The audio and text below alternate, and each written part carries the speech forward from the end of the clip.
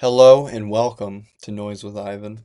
I love how I have this. I just sat this right here because I didn't want to go do that thing where you go push books to the side and shove one in there.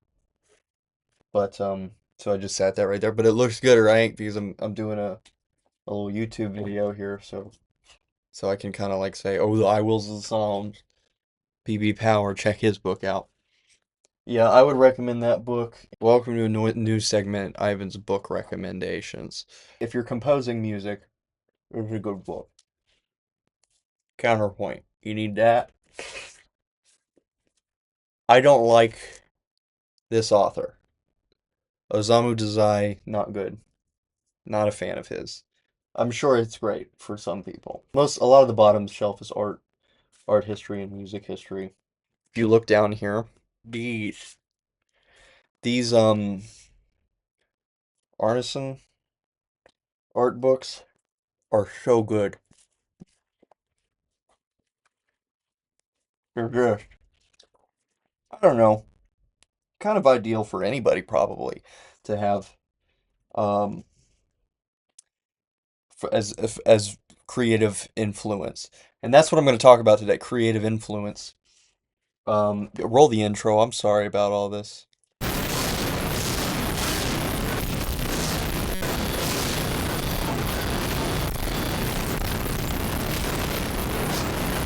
Oh, Matisse is probably my favorite painter. He's up there anyway. One of my favorite books ever. I used to just walk around with this John F.A. Taylor book, and it's not that it's a revolutionary book, but just kind of the first thing that I had that was inspiring artistically.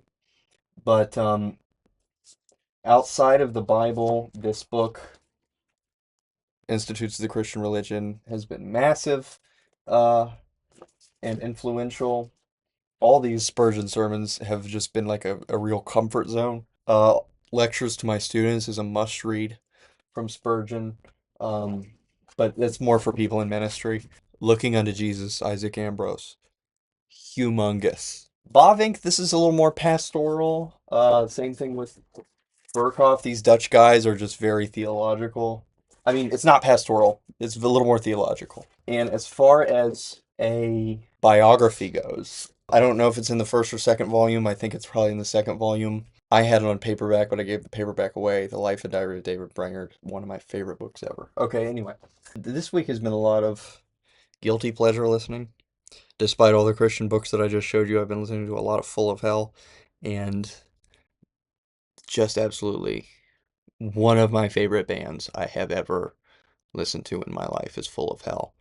Just so consistent. It's consistently something that I will enjoy.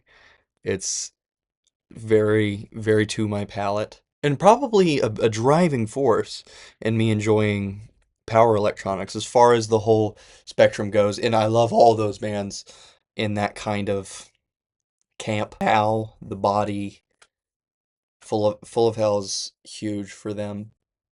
But I will say, there's got to be more bands like that I'm just not thinking of. I listen to so much noise now that that's a little bit removed from my thinking. I will say I don't like Boris. I don't like the Boris Merzbow collaborations. I've tried with those. I don't like Boris. I love the Melvins. I don't like Boris. I don't know why.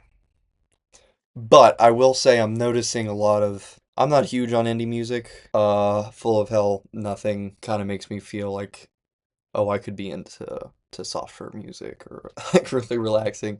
And these collaborations really do that for a lot of people. But a lot of people don't like Merzbow, a lot of people don't like noise, but they do like it and like the idea of it, and they like the Full of Hell Merzbow collaboration. A lot of people love the Boris Merzbow collaborations. As I said, I've never really liked anything by Boris. I don't know why. I've never really liked Sun O either. I'm sorry. I appreciate it.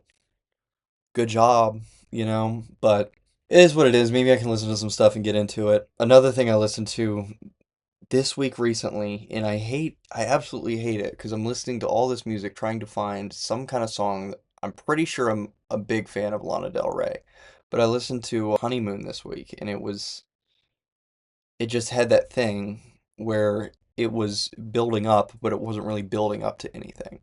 A big issue is when you try to do stuff on your own. I'm guilty of this, for sure. I've definitely dabbled in a lot of genres. What's the Taylor Swift album that's like that? It sucks so bad. It's and I'm a big Taylor Swift fan. I love Taylor Swift, but not this album. It's the black and white one, Rebellion, I want to say. Not good. There wasn't a song on that that I could enjoy. It's like you're pushing for a lot of pop artists kind of push for hip hop or something like that. I've for anyone that listens to hip hop, metal music, obviously, on my side of the spectrum, that is not going to come off well. It comes off really well for their fans who can't palate more aggressive music. It just doesn't work. So I guess kind of divides people. But the other thing that I was thinking about is that bands like Full of Hell really pull off collaborations. They go to the right person. They go to the band that does, okay, we don't do Funeral Doom real well. Let's let's talk to the body. Let's work with the body. And it's not even that they don't do it well. You don't have to be convinced that you can't do something in order to work with someone else who's really good at it. You should, though. You should work with other artists and expand. That's not something that these pop stars aren't doing. They definitely go to other people to get that stuff made. It still doesn't really come off wonderfully all the time. It's okay to not be the perfect engineer. You're not always the perfect person to do this thing that you want to do. And I'm definitely guilty of that. That's what I've been thinking about in the sort of creative process that's got me listening to all these artists.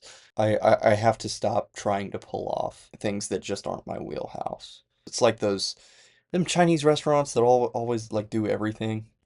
They do every kind of food. We do Chinese food, but we also do fried chicken. We also do hot dogs and hamburgers if you want those things. It's kind of like pizza. We do pizza.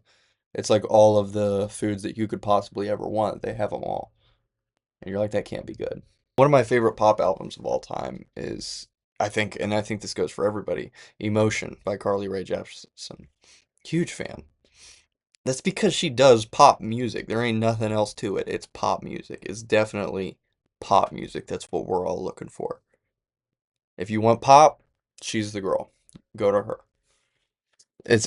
She's not gonna play some kind of game. You're not gonna try to be dramatic over here. Just we're just here for fun. You've got people who really can't palate, like a lot of Lana Del Rey listeners probably cannot palate Bach, right? So it's something that's done really well. It doesn't have to be quite as prestigious as what people like me are gonna want. But I did feel like the record, I would have had to appreciate the lyrics more than I did when I listened to it. I wasn't really listening to lyrics, I was listening to music. I'm sorry, I know you're supposed to listen to lyrics, I'm not used to lyrics. One of the really good albums that I felt like, I listened to a remastered and extended version of Partium Exium by Vandalorum after having listened to, and I don't think I talked about it on Noise with Ivan, which sucks because it was a really great album. And that's why I'm doing it today on my Goof Off album. Merry Christmas, by the way. I think it's Christmas time when this comes out, anyhow. Vandalorum had this Lost Hymns and Lost Hymns 2, which were single compilations. I went to go to listen to the original Lost Hymns, even though Lost Hymns 2 was like probably more critically acclaimed. Then I found Partium Exium, and I saw that it was remastered and extended, and I know that this guy does audio work for people.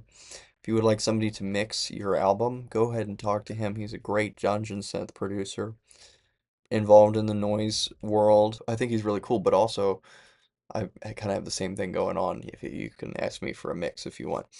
This was a incredible album, and I wish I was talking about it when I listened to it fresh, but it was just there wasn't really a lick of it. It was interesting with the singles because he used percussion and he did it well. So many no so much dungeon synth is really, really good until they try to use percussion, and then you're like, oh my goodness, this person doesn't know anything about music at all.